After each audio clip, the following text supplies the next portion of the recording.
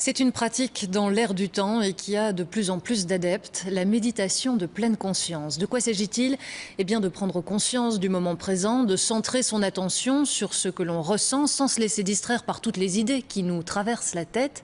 Une forme de méditation très pratique donc et qui s'adresse à tout le monde. Depuis peu, les détenus de la prison de Lezan-Hainaut y sont formés et vous allez le voir, la pleine conscience en prison, c'est prometteur. Sylvia Felcinelli. Des murs de 6 mètres de haut pour une prison conçue comme une place forte, toute de béton, de verre et d'acier. Depuis la zone de contrôle, une vue directe sur les 4 ailes de détention. Ici sont enfermés 225 détenus. Dans leurs cellules, tous ont accès au système intranet de la prison. Il suffit de quelques clics pour se connecter au programme de méditation de pleine conscience. Centrez votre attention sur les sensations de l'air qui rentre par votre nez, par le fond de votre gorge, jusque dans vos poumons. Tanner a 3 ans à purger. En prison, il a appris à se structurer, se lever le matin, faire du sport, travailler. Et puis il y a eu cette formation à la méditation pendant 2 mois. Désormais, il pratique seul dès qu'il en ressent le besoin. Ici dans la prison, on pense beaucoup, on a beaucoup de pensées négatives. Alors grâce à ça, j'ai beaucoup de pensées positives. Alors ça m'a beaucoup aidé à me sentir beaucoup mieux. Même le fait que de se lever, s'asseoir, respirer, manger, alors ça m'a un petit peu pris conscience que j'étais un être humain. Alors que peut-être qu'avant ce cours-là, je vivais comme un robot, quoi. Se centrer sur soi, retrouver du contrôle et de la liberté face à ses émotions. C'est l'objectif de ces formations inédites organisées dans la prison depuis quelques mois. Des formations habituellement fréquentées par une dizaine de détenus. Cette fois-ci, il s'agit d'une première séance de découverte. C'est vraiment très pratique. L'idée, c'est vraiment comprendre comment on fonctionne dans ce que tu as raconté, qui fait que, en fait, c'est un peu comme si on t'a pas donné le mode d'emploi de comment tu fonctionnes.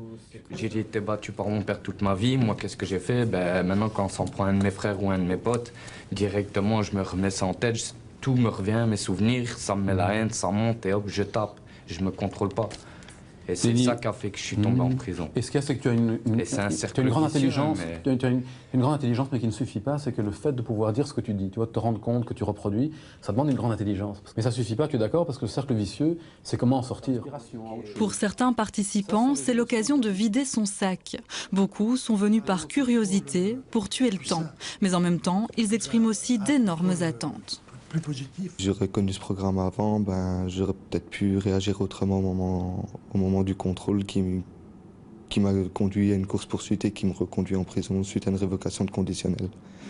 C'est vraiment pour vous le fait de ne pas retomber dans certains travers en fait, qui vous motive? C'est savoir gérer l'émotion sur le moment même, pas réagir sur la suite, parce que c'est bien beau d'avoir des regrets après qu'on l'ait fait, mais voilà, la justice n'en tient pas compte et malheureusement il est trop tard. C'est stressant en cellule, on est toujours enfermé dans la même pièce, il n'y a rien à faire. Puis à la télé, on va voir un film, une semaine après il repasse. Donc on a l'impression de tourner toujours dans le même jour. Et on a l'impression de revivre le même jour, tous les jours. On a l'impression que le temps ne change pas en fait. Et c'est quand on sort de prison après 2-3 ans qu'on se rend compte que tout a changé dehors. On se dit, j'ai passé combien de temps? J'ai perdu toute ma vie. J'espère que ça m'aidera pour ma sortie et que ça m'évitera de refaire les mêmes bêtises que j'ai fait pour rentrer ici en fait. Ça va m'aider à canaliser ma colère. Les biscuits viennent de la cantine. Dans cet exercice, les détenus doivent les toucher, les observer, les explorer sous toutes leurs coutures. Essayez d'écouter cet objet. Quelles sont les qualités sonores de celui-ci? Dans la pleine conscience, on prend le temps de redécouvrir son environnement, ses sensations. Mais maintenant, il faut avoir un peu d'imagination aussi. Maintenant, la séance du biscuit. C'est vrai que c'est un peu spécial, mais il faut que les gens soient un peu ouverts. Je comprends le contexte, quoi. C'est un peu faire évader les gens. C'est une forme d'évasion, de réflexion. Ce qu'on espère en tout cas, c'est que lorsqu'ils auront une réaction émotionnelle, ce ne sera plus forcément quelque chose de négatif qui va se produire, qui pourront retirer de ça un apprentissage sur eux-mêmes, savoir un peu plus qui ils sont à travers leurs émotions. Donc en sachant un peu plus qui ils sont, et bien pouvoir engager des actions qui vont davantage vers ce qui est important pour eux. Voilà un petit peu l'objectif. Si la prison a introduit la méditation dans ses murs, c'est dans l'espoir de responsabiliser les détenus, de leur donner des clés utiles, y compris pour leur sortie. Mais face aux difficultés émotionnelles exprimées, on peut se demander si les 8 séances du programme suffiront vraiment à changer la donne. C'est un pari. Voilà. L'administration évolue aussi avec ce qu'elle découvre dans la gestion des détentions, dans les différents établissements, les différents incidents, etc.